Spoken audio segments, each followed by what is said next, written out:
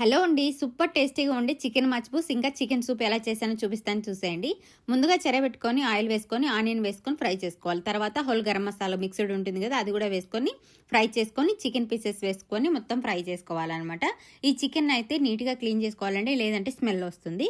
ఇందులో కొద్దిగా అల్లం తెల్లగడ్డ పేస్ట్, స్ప్రింగ్ ఆనియన్, ఒక క్యారెట్ తురుము ఇవి కూడా వేసుకొని ఫ్రై చేసుకోవాలి. ఇందులో సరిపడా ఉప్పు, పసుపు, టమాటా ప్యూరీ ఇది కూడా వేసుకొని ఫ్రై చేసుకోవాలి. ఒక్కొక్కరింట్లో ఒక్కొక్కలాగా చేస్తారు. నేనైతే రోజు ఒకలాగా డిఫరెంట్గా చేస్తూ ఉంటానండి. ఇక్కడ ఇవన్నీ వేసి ఫ్రై చేసుకున్న తర్వాత ఇందులో సరిపడా ఎసరు వేసుకోవాలన్నమాట. నేనైతే ఫుల్గానే వేసేసాను. ఇక్కడ చికెన్ పీసెస్ అన్నీ ఉడికిన తర్వాత మనము ఈ చికెన్ బాగా సాఫ్ట్గా ఉడకాలండి, లేదంటే మనకు ఆయిల్లో డీప్ ఫ్రై చేసినప్పుడు ముక్క అనేది గట్టిపడుతుంది. చికెన్ మెత్తగా ఉడికిన తర్వాతనే మనం ఆయిల్లో డీప్ ఫ్రై చేసుకుంటే టేస్టీగా ఉంటుంది అనమాట.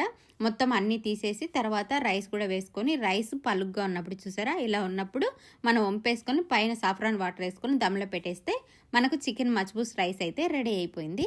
తర్వాత అయితే మనం చికెన్ పీసెస్ అయితే ఆయిల్లో డీప్ ఫ్రై చేసుకుంటున్నాం. ఇక్కడ మీరు కావాలంటే ఓవెన్లో అయినా పెట్టేయచ్చు. నేనైతే మా ఇంట్లో అయితే ఆయిల్లో డీప్ ఫ్రై చేస్తే బాగా ఇష్టంగా తింటారనమాట. అంతే, మనకు చికెన్ మచ్బూస్ అయితే రెడీ అయిపోయింది.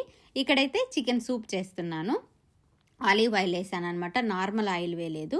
ఆలివ్ ఆయిల్ వేసేసి ఆనియన్, చికెన్ పీసెస్ వేసి నార్మల్గా ఫ్రై చేశాను. ఇందులో మిరియాల పొడి, పసుపు, ఉప్పు, ఇంకా వచ్చేసి లెమన్ పొడి, ఒక మాజీ వేసాను అనమాట. అంతే, ఇంకేం వేయలేదు.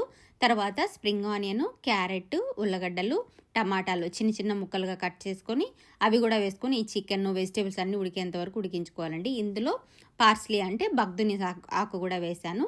మొత్తం లాస్ట్ దించే ముందు అల్లం ముక్కలు కొద్దిగా ఓట్స్ వేసుకొని ఒక 5 minutes ఉడికించుకుంటే రెడీ అయిపోతుంది. Thank you for watching.